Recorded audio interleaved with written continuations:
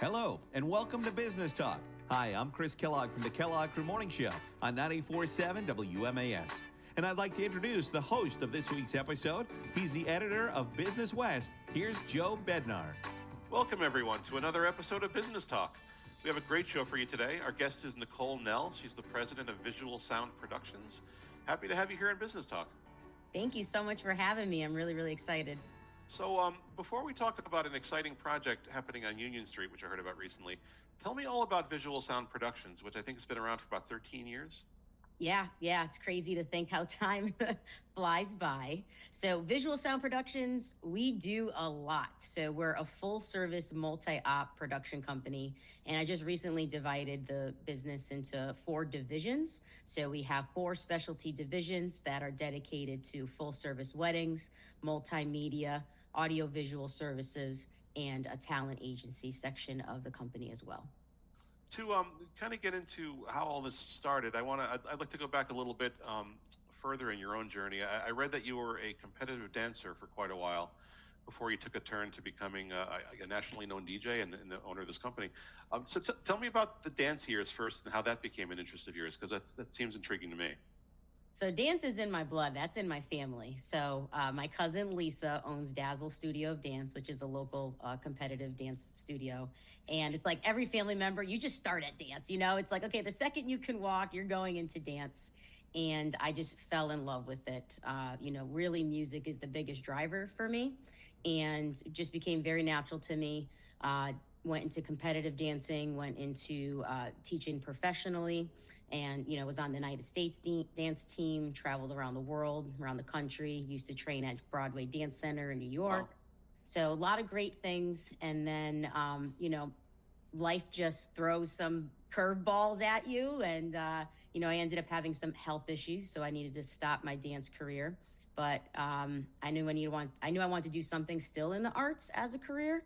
So unintentionally, my students kind of drive me into DJing their birthday parties and fundraisers. And then I'm like, you know what?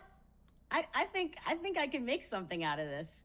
And then I just started off as a single DJ, DJing for equipment, not even for money, because I'm like, I'm not a real DJ yet, And then slowly started to build my skill set. And then I started to add on additional services. And then I started to hiring different employees that had their own specialties. And then the next thing you know, we're buying a building and we're here. Wow. So how did DJing first become a passion of yours? How did it become something that you did in the first place? It's so different than dancing. Yes, completely. So my students, at the time I was teaching full time, and my students just happened to love the music that I played during dance classes and warming up, and even the choreography for their competition numbers. And one of them asked me to DJ their birthday party. I'm like, I'm not a DJ. Like, this is not my thing. But she was persistent about it. So I'm like, I did it. I have a very deep relationship with a lot of my students. So I did it. I literally showed up with a laptop and like some computer speakers. Like, we're talking, started from the bottom, right? And everybody loved my music, and they were reacting to it. And, I'm very used to being on the mic and obviously being on stage, again, given, the whole dance background. So more students ended up asking me to do it. And then it just became an unexpected snowball effect. And then once I got my first controller and I saw how you can really manipulate the music, and I could bring my creative brain that used to go for dance choreography, started to go for choreography of music. That overlaying different melodies over different beats, and it's just another way to interpret music, and I just fell in love with it, and I've just been hooked since. And you've kind of built a professional career in the field that's really taking you around the country. Tell me about some of the things you've been able to do and the places you've been able to apply your trade. Super grateful. Probably one of the coolest things that happened in the beginning of my career is that I got a chance to DJ for the Miami Heat NBA team. So they would fly me out to Miami, and I would DJ for the halftime shows in the concourse overlooking the yachts, living my best life. It was such a cool experience to be a part of that. I've traveled, I've headlined a lot of the DJ shows. So, Vegas, Atlantic City,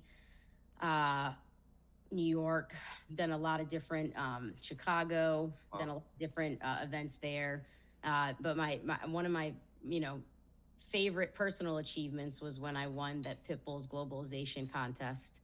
It was a national DJ contest and it was during COVID times. So it's like, okay, I actually had a lot of free time to be creative with the music and I sat down and I created this mix and I ended up winning. So it was a really, really cool opportunity to be able to showcase my talent on an international wavelength and to get the attention of, artists like him.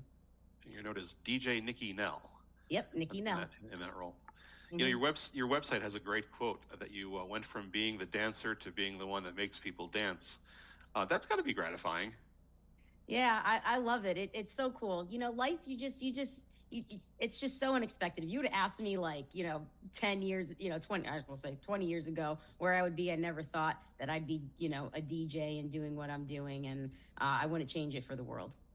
So I guess concurrently with all this, you were building visual sound productions. You probably mentioned a little bit of this at the top, but I know it's got four divisions. Tell me a little bit about what each of the functions of the company does and some of the services you offer. Absolutely. So, we're mostly known for the wedding division. We're really big about bringing a whole different style of entertainment and production to weddings. So the wedding service it's a full service wedding division. So we offer services from DJs, live musicians, lighting design. We do special effects, photo booth rentals, and videography. So pretty much one stop shop, make your life easy. Only have to deal with one vendor for all the entertainment. And because, myself and all my other DJs, we're all like club style mixing DJs. Like we're not the fade and stop and play type of DJ. We really bring a performance element to it. And it's all about reading the crowd, engaging with them, That's great. and matching that with some really cool special effects and lighting from all of the production side that we have of our business. It's really amazing way to kind of take everything to the next level and just give them a very unique wedding experience that's not very traditional. Yeah, it sounds great. Hmm. So that's the wedding division. And then we have a multimedia division, which actually developed during COVID. Like a lot of, you know, COVID was actually, one of those things where, yeah, it was tough because it completely shut our whole industry down, but it completely opened my mind into doing different things. And I was able to expand during that time. So that's where the multimedia division grew. We had all of our equipment that we usually use for wedding videos, and obviously we couldn't do events. So we had to get creative. So we started to do small social media videos for people who were in business and wanted to let everybody know, hey, we're still open and we're taking these precautions. And then we teamed up with a lot of realtors because they had to do all digital tours. We couldn't have people going into people's houses, so it slowly started there. And then it started to expand, and now we do some really big commercials. We have retainers with clients. And so pretty much what the multimedia division is our goal is to partner with businesses and help grow their brand through digital content creation, whether it's video or photography. And then and there's an audio visual division. Yes, AV. That's the big baby right there. We do a lot of larger scale events, a lot of conferences. We do festivals. Anything from staging, lighting. All of the above. So full production, and we also offer rentals as well. So if anybody needs anything, we especially my other industry people, we kind of help each other out. So we have a rental side to the audio visual part of it. And then finally, you have a division the talent division, where you're representing DJs and musicians. Yes, so we have a talent division, and my goal with that is that there's just so many talented people around the country. Why not have people have access to them, and also people who are local? Why not have access to clients that are around the country?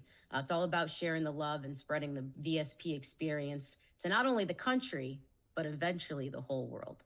That's awesome. It's a great goal. Hmm. You're listening to Business Talk, a podcast presented by Business West. We're talking today with Nicole Nell, the president of Visual Sound Productions. So I first came across news about you recently when I heard about this Union Street project in Springfield. Tell me about that. Yes. Oh, I'm so excited. So excited for this. So it's been taking me a while to find a home for our headquarters. I had a really specific vision that I wanted to be downtown. Like, I'm from Springfield, born and raised. I love the city, and there's so many amazing new renovations and new improvements that are going on around, and I wanted to be a part of that. But it's hard to find a building that can house like all of our equipment and all of our trucks, and we're a large operation. And when I came across this building, it was, people told me to run. They were like, it's been abandoned for 8 years, and like, you crazy. And I was like, you know what? I thought it was love at first sight. So I fell in love with it, and I bought the building in October, and we got the whole entire thing. So it's literally starting from the ground up. We started in March, and it was looking like we were going to end in, June, but I was way too hopeful. I should have known that, nothing goes as planned with construction. Oh, So we're sure. hopefully going to be moving in July. Oh, that's great. Mm-hmm. And the property's got some history around it too. I was reading in a press release about this that it was the home of the Swedish Evangelical Lutheran Bethesda Church. That's a mouthful. And then it was a home to some businesses as well. So it's a property with some history, some Springfield history in there. Yes, and that's what intrigued me even more. It was built in 1896, and it is still so solid and so beautiful. And even though uh, our mindset as far as our business goes is all about modernizing. Wow, I can't talk. That word? I think I just made that up. But we're really big in modernizing everything into the industry. I really don't think that's a word, but I'm just going to keep going with it. And even though the building has a lot of history to it, we're really trying to maintain the history of the building. It has so many cool little features that we're going to highlight. So it's going to be a nice homage, to the history of it. So you're someone who grew up in Springfield, and I know you've got a real heart for Springfield. So how important was it to you to create something like this right in your hometown? It was everything. It was everything. This is where I'm planting my roots, and this is where my family is, all of my friends. I've met some of the most amazing people from Springfield, and it means everything to me to kind of, just bring where I came from to the next level, especially with entertainment. I really want to do a lot with the community, and there's so much talent and amazing people in Springfield, and I just want to give them a place to showcase those things too. There's other advantages to Springfield as well. I know we've got some large entertainment venues here. We got a lot of resources. We've got the access to the highways because I know your business is serving clients up and down the East Coast. So that's all got to be positive factors as well. Oh yeah, no, it makes sense, and I had right adjacent to the building is also, I bought the parking lot next door too, so it's literally it's perfect, and we work all the time with MGM, Mass Mutual Center. We are the AV team for the Sheridan Hotel. That is, we are the in-house AV team there, so we're there all the time. So it made sense on personal and business levels as well. Yeah. Can people expect some events or programs that targeted at the community coming out of the new headquarters? Yes. So I know some people got a little confused about when I was like, hey, we're going to put on events. It's not going to be, so the building is just going to be just for our headquarters. But inside the headquarters, there is a photography studio, there's a videography studio, there's a recording studio, there's an open conference room, editing room. So there's a lot of resources for people to come in and rent. And it's not just for us, it's kind of a little bit for everybody. We do plan on hosting vendor blenders and also workshops, teaming up with other schools and have people doing internships. It's just going to be a really nice creative space. And when we started doing the electricity, when I was talking to my electrician, he's like, okay, he's like, what do you want to put in there? I was like, okay, what's the average for like a commercial building? And he's like, all right, 200 amps and whatnot. I was like, let's triple it. Let's get 600 amps. I want to light this city up. So he had this outlet on the outside of the building that, when I want to do a bunch of block parties. So, when we do that, we already have everything that I had this all planned out. We got everything we need. Let's shut down Main Street. Let's dance under those gorgeous lights that MGM has for us. And let's team up with other local businesses to give Springfield more activities for people to do. Why it's not, why have them go outside of the city? Why not keep them inside? Besides the cool block parties and things like that that are kind of reaching out, I didn't know until now that you were planning on, kind of being a resource for other organizations, maybe other entrepreneurs, maybe somebody who wants to, start something on their own. It just seems a great way to sort of raise all those industries in the region and kind of help other people that maybe were are I can't talk either.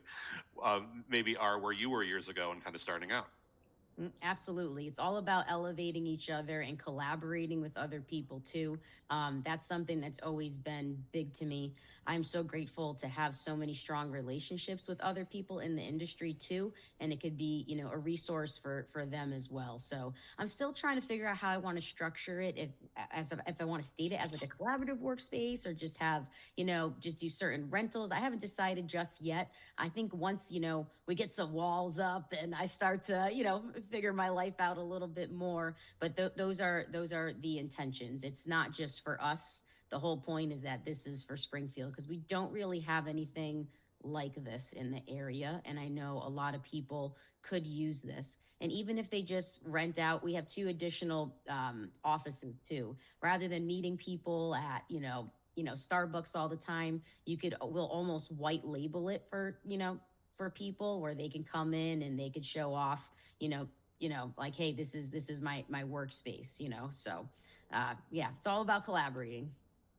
So, do you have a vision on where your business can go in the coming decade or more? Are there other ideas to expand things to sort of evolve it in any intriguing ways?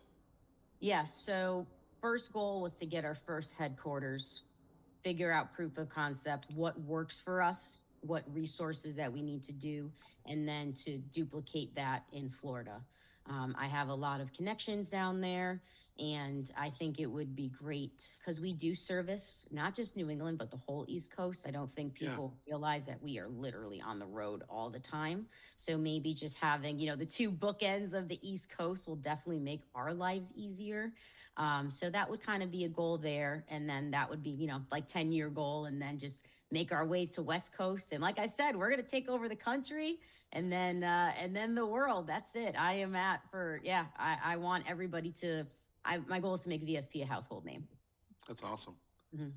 Just about out of time, but just finally, just kind of considering all of these that you've done and your goals that you've crafted a really intriguing career. You're clearly passionate about it. So, what do you enjoy most about the work you do? What gets you out of bed in the morning? The people.